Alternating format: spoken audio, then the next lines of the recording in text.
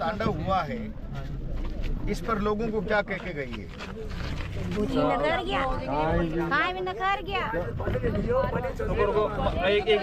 एक बोलो यहाँ पे आए थे जवाहर सिंह मैडम जो गृह मंत्री थे वो आए थे और करोड़लाल जी मीणा साहब आए थे। तो उन्होंने यहाँ पे आके यही बोला कि जो लड़के बंद हुए हैं, नरेश बंद हुए हैं, उनको तो कोर्ट छोड़ेगा, इसका सरकार पे कोई ये नहीं है। और उन्होंने बोला कि आप 50 लाख रुपए ले लो, या तो तालाब में लगा लो, या स्कूल में लगा लो, या कोई सामुदायिक भवन बनवा लो, और अभी अपना काम करो, कोई खेती बाड़ी करो, कोई अपना काम करो। इस मामले को जांच होएगी, जांच के बाद ही पता चलेगा जो दोषी है वो। आप लोगों को सरकार ने, किरोड़ी लाल जी का ये कहना था क्या? ये कहना कि भाई सरकार ने फिरंगियों की तरह घरों में डाका डाला, बहन बेटियों को धक्का मुक्की की, सामान तोड़ दिए। ऐसे मुद्दे पे तो उन्होंने कोई बात नहीं। सब सुनो बैठ जाओ।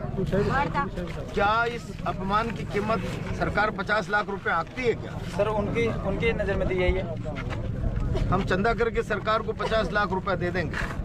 सारे मंत्रियों के घर के अंदर उनकी महिलाओं को धक्के दिलाओ, उनके घर के सामान तोड़वाओ, है ना? ये मेरी बेटियों के बराबर की बच्चों के पैरों पे लाठों के निशान हो, बूढ़ी बूढ़ी माँ। उसके बाद वो कह के गए थे कोई आयोग बैठाएंगे, कोई आया क्या? अभी तक कोई भी नहीं आया। वहाँ नहीं करवाए जो इलाज वहाँ नहीं करवाए जो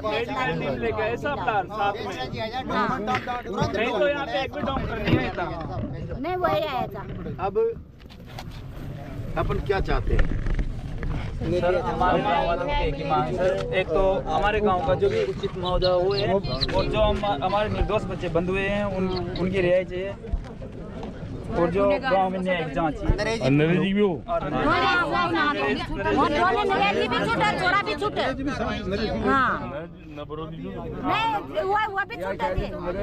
वकील लोग आए थे, कहाँ भाई बुलाओ तो सही।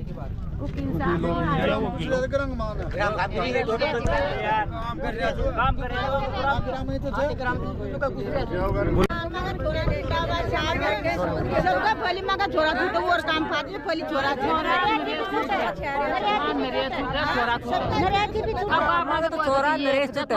क्या आत्मा का माय बापा जगह हाथ पग टूट वहाँ पड़ा जा को इलाज कराओ कोई भी न करा पकड़ा ना तो सही से पकड़ जो, क्योंकि साहब ये तो यही गांव के अंदर हुई है, ये तो प्रशासन आगे भी करेगा।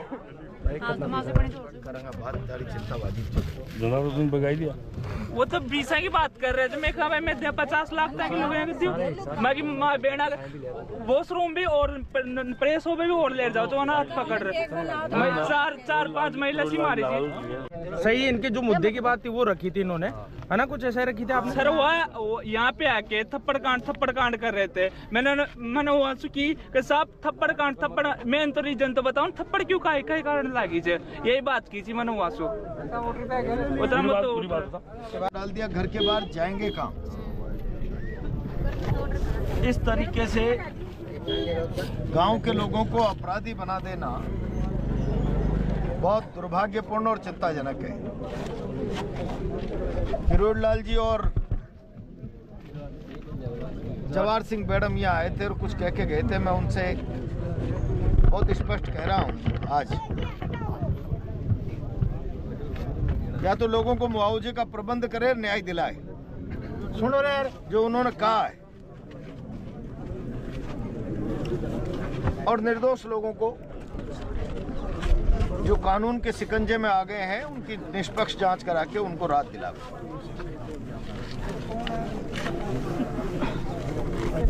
मुझे थोड़ा सा टाइम दीजिए, मैं पार्टी में बात करूंगा। समझ रहे हो ना बात? हाँ समझ रहे सर। जहाँ जहाँ मुझे बात करनी है मैं बात करूंगा, और मैं जवाहर सिंह मैडम और किरोड़ी लाल जी से ही बात करूंगा कि आप सरकार के नाते जो लोगों को भरोसा दिला के आए हो उस पर काम करिए। और अगर हमारे पास प्रधान जी एक मिनट। हमारे पास शासन के तोप तमंचों से लड़ने का कोई हथियार नहीं है। नहीं सर हमारे पास। हमारे पास हथियार है जनता की ताकत। जनता की आप थोड़ा सा धैर्य रखो। मुझे मेरी पार्टी में और कुछ शासन के लोग जो यहाँ आकर झूठा सच्चा भरोसा देके गए उनसे बात कर लेने दो। क्या कर रहे हो? नहीं तो फिर मैं दोबारा आऊंगा 5 दिन 10 दिन। इलाके के आसपास के 4-6 तहसीलों के पंच पटेल सरपंचों को बुलाना, सरकार पर दबाव बनाने के लिए। फिर उस रोज हम तय करेंगे 1,50,000 की महापंचायत। आगे ना बात समझ?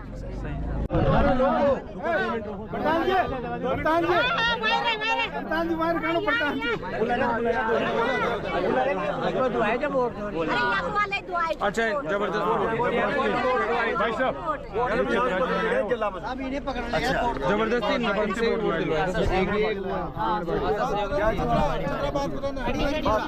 खड़ी हो।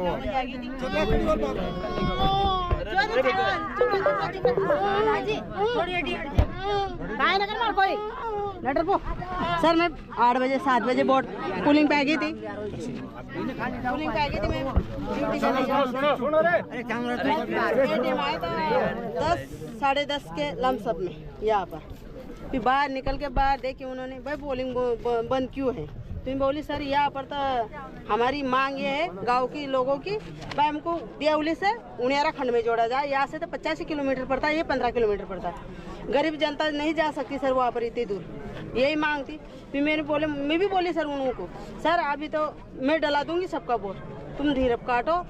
हमको लिखित में मांग रहे हो लोग, हमारे गाँव के लोग, जो लिखित में दे दो, नहीं तो कोई 12 महीने पास कुछ भी ये ऐसे दिलासा दे दो उनको, मैं सबका वोट डला दूंगी। फिर मेरे क्या बोलता है सर एडीएम, बोले तुम नौकरी पे हो, तुम सरकार के खाती हो, सरकार के मुलाजिम हो, वोट नहीं करोगे तुमको सस्पेंड किया जाएगा।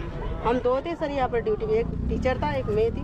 तो टीचर को भी ये बोला, टीचर बोले मेरे अकेला घर है सर, मेरे तेरा हक खाता हूँ, तेरे ढोक देता हूँ सर, मेरा वोट मत डलाओ, मैं जनता के साथ हूँ। तभी भी उसका वोट जबरन दिलाया उसका भी। ये गाँव का आम आदमी निकल रहा था, इधर बाड़े में जा रहा था, इनको पकड़ के लाके वोट मैं सर हमारा तो डला दे, हम सरकार के मुलाजिम है। ये सरकार का मुलाजिम है, जनता का जनता है ये, अरे किसान है, इसका वोट मत डालो सर, अभी यहाँ पर अपना तपड़ी मार जाएगी। तभी भी उसने नहीं माना, बोले कुछ नहीं होगा। फिर वोट डलाते बरबर बोल लपट पड़ गई सर। गलती पूरी एडीएम की है, वो दादागिरी नहीं करता उसका पावर का। और मेरे पास, मैं ये भी बोली सर उनको, मेरे पास आईडी नहीं है, मैं आईडी लेके आती हूँ बिना आईडी के वोट डलवाया इसका, बिना आईडी का वोट डलाया मेरा। मन के सर मेरे आईडी पे नहीं, मैं यहाँ तक आ गई थी सर, वापस बुला के मेरे को बीच में भी वो टीचर था एक, टीचर बोला सर तुम आम आदमी हो, मैं इसका बिना आईडी का वोट नहीं डालूंगा। तो बोले तुम कौन हो रहे हो, तुमको पता नहीं मैं कौन हूँ? वो टीचर से बोल रहा था, बीच में बैठता है जो काउंसलर, बोले मैं टीचर हूँ, तुम कौन है? मेरे पता है क्या मैं कौन हूँ, तुमको पता है? तो बोले सर तुम आम आदमी हो। को मैं आम आदमी नहीं हूँ, मैं एडीएम हूँ, अमित चौधरी हूँ मैं। ऐसे बोल के सर उन्होंने भी डरने लग गए होता। तो उसने माफ़ी मांगी, फिर उसने मेरी पर्ची निकाल कर फिर मेरे को बीच में लेकर चल गए। सर पोलिंग वाले तो एक साथ भाई देखिए, मैं यहाँ का दृश्य देख रहा हूँ। हमने केवल सुना है, जीवन में पहली बार ऐसा देखा है। लोगों की सुरक्षा और संपत्ति की सुरक्षा जिस सरकार के जिम्मे हो, अरे बोलो भाई, वो लोगों की संपत्ति जला रही है, लोगों के घरों में आगजनी कर रही है, तोड़फोड़ कर रही है। ऐसा फिरंगी राज में होता था, लोकतंत्र में नहीं होता। राजस्थान सरकार की पुलिस ने समरावता गांव में अंग्रेजों की पुलिस का सा बर्ताव किया है, अंग्रेजों की पुलिस का सा। घरों के अंदर बैठी हुई माँ बहनों को मारा है, हड्डियां तोड़ दी, गलियों में घूमते हुए लोगों पर आंसू गैस के गोले दागे, लोगों के घरों के बाहर खड़ी हुई मोटरसाइकिल कार जीपों को जलाया है। ये तो समझ में आता है, दो पक्ष लड़ गए, संपत्ति को नुकसान पहुंचा दिया, कोई दंगा झगड़ा हो गया तो पहुंचा दिया। जी सर। पुलिस चलाकर लोगों की संपत्ति को जला रही है। मैंने ऐसा दृश्य कभी नहीं देखा। मैं इस कृत्य की घोर निंदा और आलोचना करता हूं। मुख्यमंत्री जी से और किरोड़ी लाल जी यहाँ आए थे, गृह मंत्री जी यहाँ आए थे। मांग करता हूं, लोगों की जो संपत्ति का नुकसान हुआ है, घर तोड़ना, मकान जलाना, गाड़ी जलाना, फसल जलाना, अविलंब उसकी भरपाई करने के लिए सरकार को कदम उठाने चाहिए। दोषियों के खिलाफ कार्रवाई करनी चाहिए। और अभी जिनसे जबरदस्ती वोट डलाया, मैं सरकारी अधिकारी हूं, तुम सरकार के नौकर हो, वोट डालिए। आदर्श आचार संहिता में किसी भी अधिकारी को सरकार का पक्ष रखने का निष्पक्ष मतदान के अलावा कोई अधिकार नहीं होता। यहाँ के एसडीएम ने अपने अधिकारों का वायलेशन किया है। आदर्श आचार संहिता इलेक्शन की उसका वायलेशन किया है। अविलंब उसके खिलाफ भी कार्रवाई होनी चाहिए। मुझे एक माँ रोकर कहती है, मेरे बेटे को घर से पकड़ के ले गए। मैं हाथ पकड़ के कह रही हूँ मेरे घर में हूँ, कहाँ जाएंगे? जी सर। घर में से घसीट कर जिन लोगों को ले गए, वे गुनाहों के साथ न्याय होना चाहिए। सर, एक आज चीज गांव में लोगों से कहा है, मुझे समय दीजिए कि बहुत सारे ऐसे स्टूडेंट है सर, क्योंकि जिनके जो स्टूडेंटों के अभी से भविष्य के साथ में खिलवाड़ कर दिया गया है। मैंने गांव के लोगों को स्पष्ट कहा है, मुझे पार्टी में बात कर लेने दीजिए। जी सर। सरकार के प्रतिनिधि जो यहाँ आकर बात करके गए, मुझे उनसे बात कर लेने दीजिए। जी सर। आंखों पर पट्टी बांधकर नहीं बैठेंगे। अभी तक मुख्यमंत्री जी का कोई जवाब नहीं है सर। आप विश्वास रखिए, सरकार के यहाँ आए प्रतिनिधिमंडल जो सरकार का चेहरा बन के आए, किरोड़ी जी और जवाहर जी, जी सर। क्या उन्होंने बात की है? क्या वो भरोसा गांव को दे रहे हैं? मुझे बात कर लेने दीजिए। मेरी पार्टी के स्टैंड के बारे में भी मुझे बात कर लेने दीजिए। उसके बाद जरूरत पड़ी तो लोगों को न्याय दिलाने के लिए मैंने कहा है, मैं आऊंगा। पंच पटेलों को बुलाना एक बार, और फिर हम यहाँ पर कोई बड़ी महापंचायत कॉल करेंगे। सर, एक क्वेश्चन हो रहा है मेरा। एक्चुअल में कांग्रेस पार्टी से ही जो हमारी जितने भी आसपास देवली उड़ेरा की जो जनता है, उसने 2-2, 3-3 बार MP MLA बना दिया। क्या उनका हक नहीं था लोगों के एक बार भी पूछने का? मैं आ गया ना। नहीं सर, फिर भी उनके बारे में भी कुछ, क्योंकि वोट मांगने तो वो खुद आते हैं सर। कुछ बोलना चाहोगे इस चीज के बारे में? कहीं न कहीं व्यस्तताएं होंगी, वो भी जरूरत पड़ने पर आ जाएंगे। मैं आ गया हूँ, मैं भी कांग्रेस का प्रतिनिधि हूँ। नहीं, लेकिन सर फिर भी कहीं न कहीं राजनीतिक दल जो है इस गांव को लेकर के काफी साइलेंट है, क्योंकि सीएम साहब का भी अभी तक कोई बयान नहीं आया है। अब वो मुख्यमंत्री के बयान के बारे में तो मुख्यमंत्री की पुलिस ने, जी सर, मुख्यमंत्री का ही तो बयान है।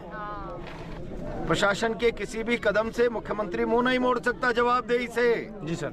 शासन की, यहाँ प्रशासन की जो गुंडागर्दी हुई है, क्या मुख्यमंत्री उस जवाबदेही से मुंह मोड़ लेंगे? क्या सरकार मुंह मोड़ लेगी?